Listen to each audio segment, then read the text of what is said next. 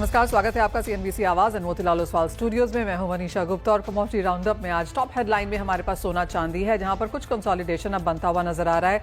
बाजार काफी सारी चीजों को यहां पर देख रहा है। एक तो जो गिरावट है डॉलर इंडेक्स में, उसका सपोर्ट है, लेकिन आज यहां पर यूएस का इन्फ्लेशन डेटा आना है शाम को, और उसके पहले तो कुछ ठहराव हमने यहां पर बाजार में आता हुआ देखा है। साथ ही साथ जिस तरह से यूएस और चाइना की ट्रेड कॉन्वर्सेशंस दूसरे लगातार दिन भी यहां पर पॉजिटिव रही हैं, उसका कुछ हमने प्रीमियम बाजार से निकलता हुआ देखा। लेकिन लौटी है रौनक यहां पर बेस मेटल्स में, इन्हीं सम रीजंस की वजह से यूएस चाइना में जिस तरह की कॉन्वर्सेशन है उसका कुछ फायदा सपोर्ट हमने बेस मेटल्स में बनता हुआ देखा, जहां पर कॉपर, एल्यूमिनियम, जिंक सभी में कुछ तेजी के साथ कारोबार। साथ ही बात करेंगे एक रिपोर्ट की जो निकल के आई है कि पाम का जो लक्ष्य है भारतीय बाजारों में, जो नेशनल पाम ऑयल मिशन है, जो उसके टारगेट्स हैं वो शायद समय पे पूरे होते हुए नजर नहीं आ रहे। क्या कुछ यहां पर बच रहा है, कितना समय लगेगा, इन सब पर भी करेंगे चर्चा। हमारे साथ जुड़ रहे हैं जीजेसी के पास चेयरमैन नितिन खंडेलवाल, कुंवर ग्रुप के डायरेक्टर रवि दियोरा, साथ ही बात करेंगे जीजीएन रिसर्च के मैनेजिंग पार्टनर नीरव देसाई से और एग्री कमोडिटी एक्सपर्ट पुखराज चोपड़ा। लेकिन शुरुआत यहां पर सोने के साथ कर लेते हैं, क्योंकि कुछ कंसोलिडेशन यहां पर जरूर बनती हुई नजर आई है और एक रेंज में यहां पर सोना है और बाजार इसको मानता है कि क्या ये काम बिफोर द स्टॉर्म है, क्योंकि जिस तरह की भी खबरें आएंगी उस तरफ फिर हम यहां पर सोने को निकलता हुआ देखेंगे। एज ऑफ नाउ आपकी स्क्रीन पर करीबन 0.25% की तेजी के साथ भारतीय सोने में कारोबार 97,000 के ऊपर, और अंतर्राष्ट्रीय बाजारों में हमने यहां पर 3340 के लेवल्स बनते हुए देखे। रवि, कैसे देखते हैं आप करंट गोल्ड प्राइसेस और यहां से क्या करने की राय देंगे अब?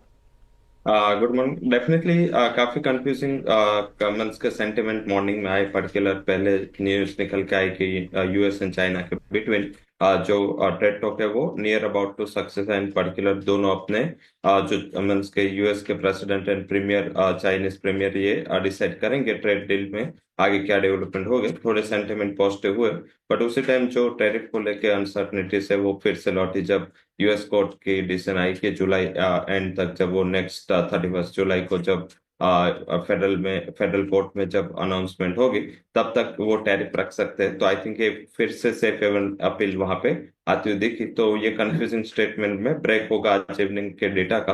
काफी अहम डेटा है क्योंकि नेक्स्ट वीक की पॉलिसी के पहले यूएस के जो सीपीआई डेटा है वो काफी मैटर करते हैं। तो मुझे लग रहा है कि ये डेटा के टाइम वोलेटिलिटी आएगी और अभी मार्केट के एक्सपेक्टेशन है कि सीपीआई इन्फ्लेशन है वो बढ़ के आ सकता है। मीन्स के पर्टिकुलर कोर सीपीआई इन्फ्लेशन ज्यादा बढ़ के आने की उम्मीद है and year on year base पे भी इन्फ्लेशन में कुछ जंप आ सकता है। धीरे धीरे जो टैरिफ के इम्पैक्ट है वो एक्चुअल में आना स्टार्ट हो चुके हैं। तो मुझे लग रहा है कि इस हिसाब से अगर इंच अप आता है इन्फ्लेशन तो यहाँ पे थोड़ा फिर से प्रॉफिट बुकिंग आएगा। और जिस हिसाब से ब्रॉडर सेंटिमेंट है, मुझे लग रहा है कि अपर साइड जो 97,400 से 500 का रेजिस्टेंस बना है, शायद ये रेजिस्टेंस इंटेक रह सकता है। थोड़ी मुनाफा वसूली आ सकते हैं और 3370 का एक रेजिस्टेंस या ग्लोबल मार्केट में भी है। तो सेल ऑन राइस का स्ट्रेटेजी रखना चाहिए। पर्टिकुलर सिल्वर अभी भी मुझे लग रहा है कि मेटल के सपोर्ट की वजह से आउट परफॉर्म कर सकता है, बट गोल्ड में 97,300 400 के करीब बिक वाले करे। एक छोटा स्टॉप लॉस लगे अराउंड 97,700 एंड डाउन साइड मुझे लग रहा है 96,500 से 96,520 तक के लेवल आपको आते हुए दिख सकते हैं। तो इन्फ्लेशन के डेटा के बाद मुझे लग रहा है कि यहाँ पे थोड़ा प्रॉफिट बुकिंग एक्सटेंड हो सकता है। वेल एब्सोल्युटली, आज का जो इन्फ्लेशन डेटा है यूएस की तरफ से जो आने वाला है, सभी नजरें उस तरफ हैं, और अगर डेटा थोड़ा वीक आता है, डॉलर में कुछ गिरावट देखने को मिलती है, तो हम यहाँ पर सोने चांदी में तेजी आता हुआ देखेंगे, अदरवाइज नहीं। नितिन जी, आप पहली से हिसाब से भी यहाँ पर सोने के प्राइसेस पर ही लेंगे। आपको क्या लगता है near term, slightly longer term में क्या व्यू है? देखिए, शॉर्ट टर्म का तो बताया रवि जी ने, लेकिन लॉन्ग टर्म के अंदर तो मैं कंटिन्यूस लॉन्ग ही रहना पसंद करूंगा। और अभी मैं गोवा के अंदर एक बायर सेलर मीट में हूं हमारे डोमेस्टिक काउंसिल के। जिस सेंटिमेंट के हिसाब से यहाँ पे लोग बाइंग कर रहे हैं, जिस लेवल के अंदर कर रहे हैं, आज दूसरा दिन है और काफी सारे लोगों से हमें मिला तो उन्होंने बताया कि 2 दिन का बिजनेस 1 दिन में हो गया। मतलब कहीं ना कहीं उनके ग्राहकों का, उन लोगों को कहीं ना कहीं डिमांड है, पुशबैक है, और उसकी वजह से बहुत ही बढ़िया ग्राहकी है। और जिस हिसाब से इंटरनेशनल सिनेरियो कंटिन्यूस बनते जा रहे हैं, चाहे वो जियोपॉलिटिकल टेंशंस हो या फिर आप अगर देखेंगे डी डॉलराइजेशन का हो या फिर इसके अंदर टेरिफ वार हो, ये कहीं भी पूरी तरह से रुका नहीं है। ये सारे सेंटिमेंट ये दिखा रहे हैं कि गोल्ड में आने वाले समय में अच्छी खासी तेजी है।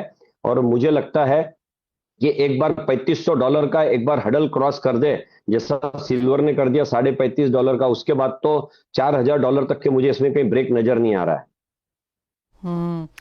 यानी कि अच्छी खासी तेजी की उम्मीद यहां से आगे जाते हुए नजर आती है। और आपको याद दिला दें कि चाइना की तरफ से जो खरीदारी है सेंट्रल बैंक के तौर पर, वो मई का महीना यहां पर 8वां ऐसा महीना लगातार है जहां पर चाइना ने खरीदारी की है। तो क्लियरली सेंट्रल बैंक बाइंग का सपोर्ट भी यहां पर बनता हुआ नजर आ रहा है। नितिन जी, आप कह रहे हैं लॉन्ग टर्म यहां पर अच्छा है, 35, 38, 4,000 तक के भी लेवल जा सकते हैं। B2B की बाइंग आपने कहा काफी बेहतरीन है, लेकिन रिटेल बाइंग फिलहाल कैसी है? देखिए, सीजन के हिसाब से इस समय रिटेल बाइंग थोड़ी कम होती है, लेकिन एक समझदारी ड्यू टू अवेयरनेस ये मेरे समझ में आई है कि जिनके दिवाली बाद में मैरिज है वो अपनी सोने की बुकिंग कर रहे हैं, वो डिजाइन पसंद नहीं कर रहे। मतलब ज्वेलरी की डायरेक्ट डिमांड नहीं आ रही है, कम है, लेकिन लोगों ने अपना 100 ग्राम अगर लेना है तो 50 ग्राम के लिए अपना एडवांस देके और अपना जो जो स्कीम जो जो इंडिया के अंदर लोग दे रहे हैं फैसिलिटी, उसमें बुकिंग बहुत अच्छी है। मतलब मैं अगर खुद अपना देखूं तो कई शोरूम के अंदर ऐसा दिख रहा है कि एक ब्रेक इवन तक का सेल बुक हो चुका है दिवाली और दिवाली के बाद का, क्योंकि लोगों को समझ में आ रहा है कि सोना रुकने वाला नहीं है। और जैसा आपने चाइना का बताया, चाइना में एक चीज ऐड करना चाहूंगा, फर्स्ट टाइम चाइना गवर्नमेंट ने इंश्योरेंस कंपनी को भी गोल्ड में इन्वेस्टमेंट करने के लिए कहा है। तो कहीं ना कहीं चाइना की गवर्नमेंट जो इतना सोचती है, इतना एनालिसिस करती है, उन्होंने भी अगर सेंटीमेंट बना के रखा है देश का कि इंश्योरेंस कंपनी भी गोल्ड में इंश्योरेंस कर सकती, तो ये दिखता है कि किधर गोल्ड जाने वाला है। ओह वेल, एब्सोल्युटली। सेकेंड हाफ में आपका मानना है कि यहाँ पर सोने की खरीदारी रिटेल में बढ़ती हुई नजर आएगी। इस अब तक इस साल का क्या हाल है? अभी तक का एट पार है, इसके अंदर न तो पीछे है ना आगे है। अगर आप वॉल्यूम टर्म में देखेंगे तो ये एट पार है, और अगर वैल्यू टर्म में देखेंगे तो जैसा 15 से 20% की तेजी तो ऑलरेडी बन चुकी है, उसी के साथ कारोबार आगे आगे बढ़ रहा है, तो उसमें कोई मुझे दिक्कत नजर नहीं आ रही है। And within this also Nitin ji, कहाँ ज्यादा खरीदारी होता हुआ देखते हैं? क्या बुलियन फिजिकल डिमांड इन्वेस्टमेंट के तौर पर है बार्स कॉइन्स में, या फिर आपको लगता है कि ज्वेलरी जो हमेशा से ही इंडिया का एक स्ट्रॉन्ग पॉइंट रहा है वहां पर डिमांड जारी है? देखिए, 50% तो ज्वेलरी के अंदर डिमांड है, 50% बुलियन की। और ये जो बुलियन की डिमांड है, ये बुलियन की डिमांड नहीं है। दिवाली सीजन, दिवाली के बाद जो मैरिज सीजन है, उस समय क्या ट्रेंड रहेगा, कैसी सिचुएशन रहेंगी, उस हिसाब से गोल्ड लेके रख रहे हैं, और उसके बाद में गोल्ड को एक्सचेंज करके ज्वेलरी बाय करना चाहते हैं। वो क्लियर पूछ भी रहे कि ये हम जब एक्सचेंज करेंगे तो इसकी क्या सिनेरियो रहने वाला है। और अगर पिछला सीजन भी देखे तो उस दिन मेटल फोकस के मीटिंग में भी आप और हम थे, तो ये देखने में आया कि रिसाइकल गोल्ड या ओल्ड गोल्ड का एक्सचेंज, तो ये लोगों ने जो पहले बाइंग करके रखी थी उसी को अभी एक्सचेंज कर रहे हैं लोग। तो अभी भी मुझे लगता है कि दिवाली बाद में एक्सचेंज बहुत जबरदस्त होने वाला है, क्योंकि लोग इन्वेस्टमेंट करके गोल्ड को बुक करके जा रहे हैं। ज्वेलरी वो अपने हिसाब से बाद में बाय करेंगे, अपने पसंद से और लेटेस्ट ट्रेंड के हिसाब से। नितिन जी, क्यों जैसे आपने कहा बायर सेलर मीट यहाँ पर है, तो किस तरह के ट्रेंड्स हैं यहाँ पर? क्या डिजाइन पर फोकस है, कैरेट पे फोकस है, या फिर आप कहेंगे लाइट वेट पे फोकस है? क्या देखते हैं? देखिए, इसमें है ना अलग अलग सीन है यहाँ पे। जैसे कई बड़े जो स्टोर होते हैं जिनके यहाँ पे एक हाई एंड ज्वेलरी और बड़ी सेल होती है, उनका भी सेल अच्छा है, उनके लिमिटेड कस्टमर है, लेकिन वॉल्यूम में बहुत अच्छा बिजनेस वो लोग कर रहे हैं। और जो लाइट वेट ज्वेलरी के लोग हैं, उनके पास में वॉल्यूम में हो रहा है, लेकिन उसका वैल्यू टर्म उसके अंदर कम हो रहा है। एक चर्चा जरूर चल के आ रही है यहाँ पे, जिसके ऊपर अभी कोई ठोस बात नहीं हुई है। 18 कैरेट की डिमांड अचानक से बहुत बढ़ गई, रेट बढ़ने से, लाइट वेट की वजह से, डिजाइन के क्रिएटिविटी की वजह से। और जो ऑल इंडिया जेमन ज्वेलरी ने अपील की है कि अब टर्की की ज्वेलरी हम कोई इंपोर्ट नहीं करेंगे, सेल नहीं करेंगे, तो इवन हमने टर्की ज्वेलरी का नाम भी चेंज करके सिंदूर ज्वेलरी कर दिया है। और उसके बाद में जब इंपोर्ट के ऊपर कोई काम नहीं होने वाला है, तो इसकी इस बार जो प्रधानमंत्री की इच्छा है कि वोकल फॉर लोकल, तो बहुत अच्छी डिमांड इसमें आ रही है। ज्वेलरी का इंपोर्ट कम होगा, गोल्ड का इंपोर्ट कम नहीं होने वाला है। बहुत अच्छी डिमांड है ऑल सेक्टर के अंदर। Point taken.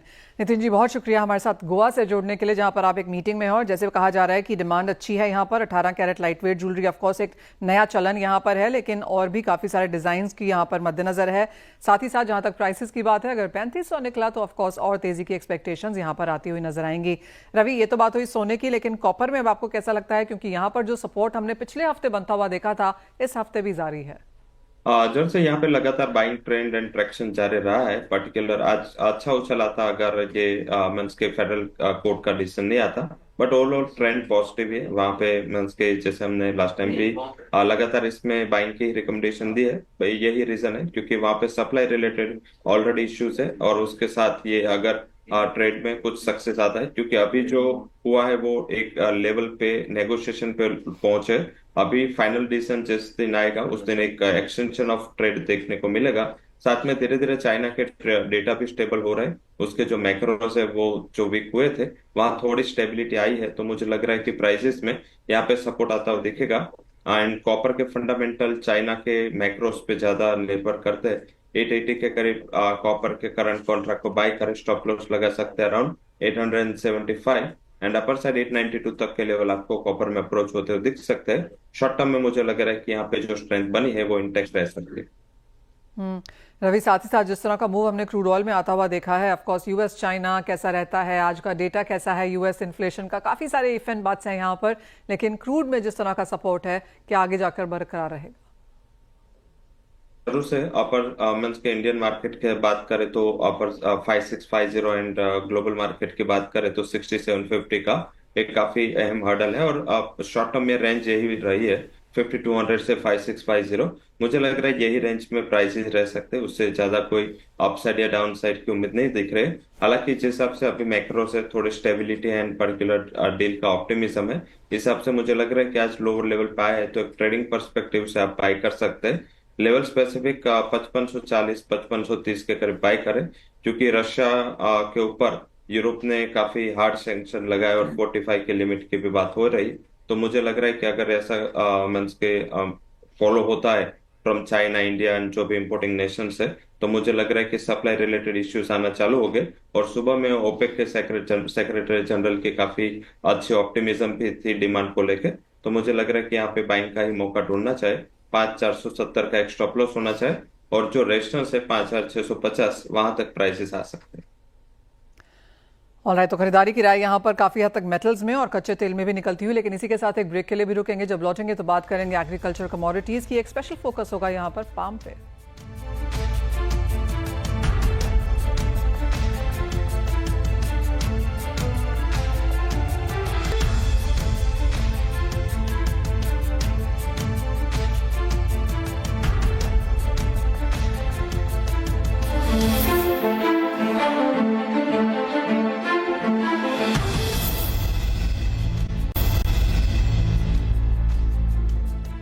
एडिबल ऑयल फिर से फोकस में है। एक तो रिपोर्ट जो बताती है कि पाम ऑयल का जो अतिरिक्त बुआई का लक्ष्य है वो यहाँ पर पिछड़ सकता है। जो आंकड़े हैं वो बताते हैं कि बुआई लक्ष्य से काफ़ी पीछे है।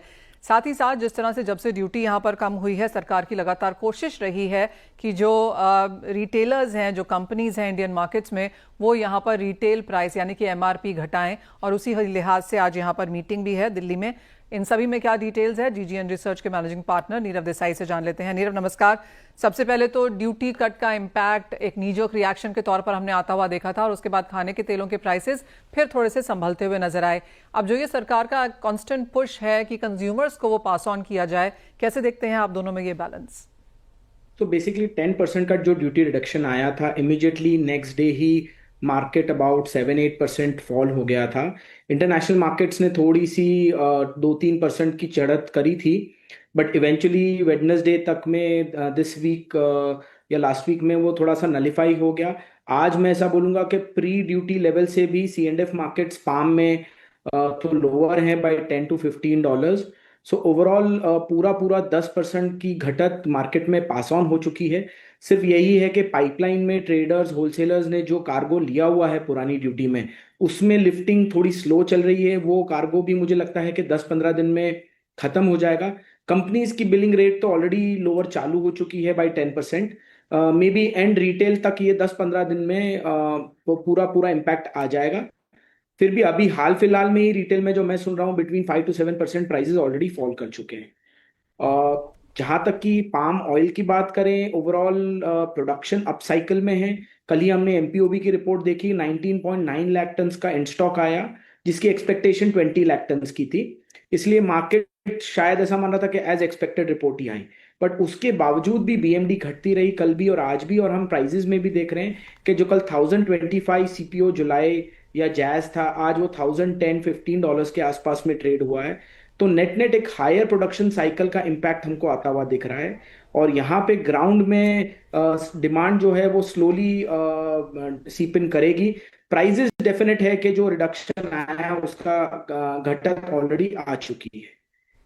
जहां पाम प्लांटेशन की बात करेंगे, यस, डोमेस्टिक प्लांटेशन में गवर्नमेंट काफी बहुत एक एफर्ट लिया था, बट क्या है, ये बहुत स्लो एंड स्टेडी प्रोसेस है। ये एकदम से रातों रात नहीं हो सकता है।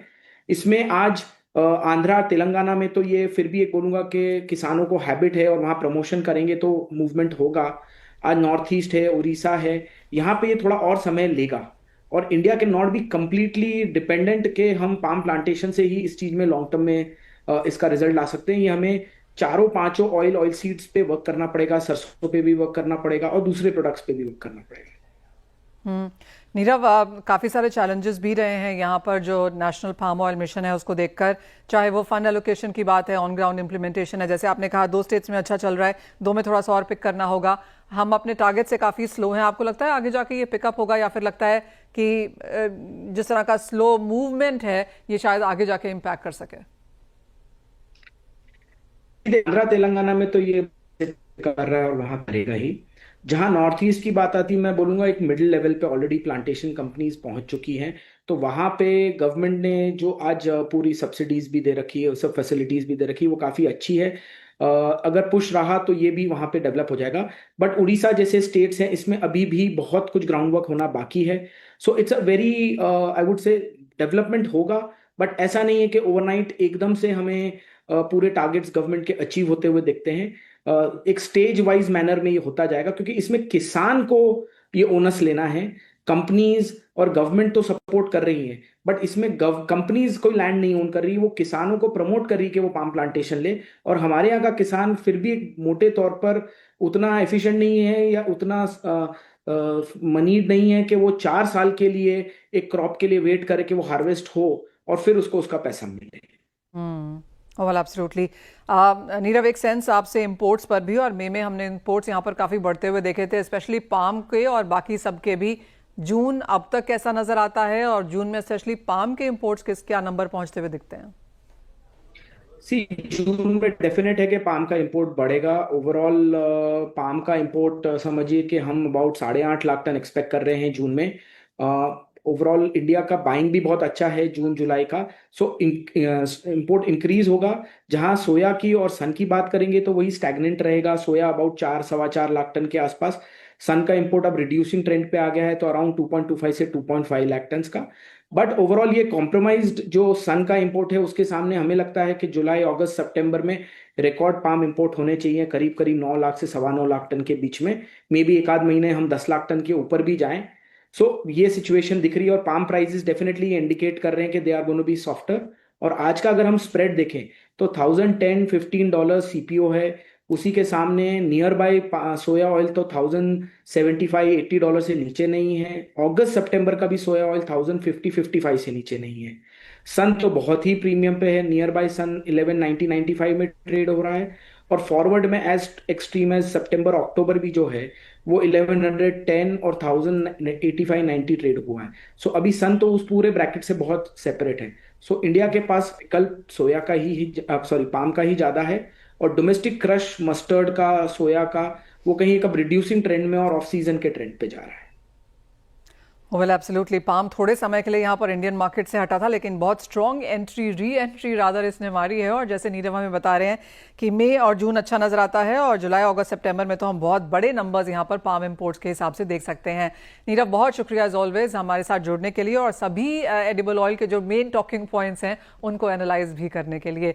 वेल, जाते जाते हम रवि से जानना चाहेंगे कि आपकी एग्री ट्रेड में अगर कोई टॉप पिक हो तो वो क्या होगी आज के लिए? जैसे आप जैसे एडिबल ऑयल की बात कर रहे थे, आई थिंक नॉन एडिबल भी काफी ट्रैक्शन में। आप कैस्टर ऑयल की बात करें, 1270 से प्राइसेस बढ़ना चालू हुआ है, और अपर साइड अभी 1330 तक प्राइसेस आ चुके हैं। मुझे लग रहा है कि यहाँ पे थोड़ा ट्रैक्शन पॉजिटिव साइड रहेगा और ये ट्रेंड को सपोर्ट करेगा। कैस्टर में अच्छी तेजी आई है, बट मोमेंटम में तो यहाँ पे बाइंग की रिकमेंडेशन होगी। जुलाई वायदा में 6640 के करीब बाय करें। अराउंड स्टॉप लॉस होना चाहिए आपका 6570 का, एंड 6750 तक के लेवल यहाँ पे आ सकते हैं। सेकंड मेरी रिकमेंडेशन रहेगी वो धनिया पे रहेगी। हायर लेवल से थोड़ा प्रॉफिट बुकिंग आया है, बट फिर से जो सप्लाई की उम्मीद थी या जिस हिसाब से काफी बड़ा गोंडल मंडियों में सप्लाई थी, वो धीरे धीरे कम होगी जैसे मानसून डेवलप होगा। मुझे लग रहा है कि यहाँ पे 7000 के जितने करीब मिले आपको करंट जुलाई कॉन्ट्रैक्ट बाय करना है, मंथ्स के जहाँ पे ओपन इंटरेस्ट अच्छा है। एंड स्टॉप लॉस लगा है शॉर्ट टर्म के लिए 6920 का। मुझे लग रहा है कि यहाँ पे 7250 तक के मोमेंटम आ सकती है। ऑलराइट, तो कुछ मोमेंटम यहाँ पर एग्री स्पेस में भी है और कुछ बाइंग रिकमेंडेशंस वहां पर रवि की तरफ से आती हुई। रवि, बहुत शुक्रिया साथ जुड़ने के लिए, सभी स्ट्रैटेजीज के लिए भी। वेल, इसके साथ फिलहाल इस कार्यक्रम में इतना ही समय है। ब्रेक के बाद लेकर आएंगे फ्यूचर्स एक्सप्रेस।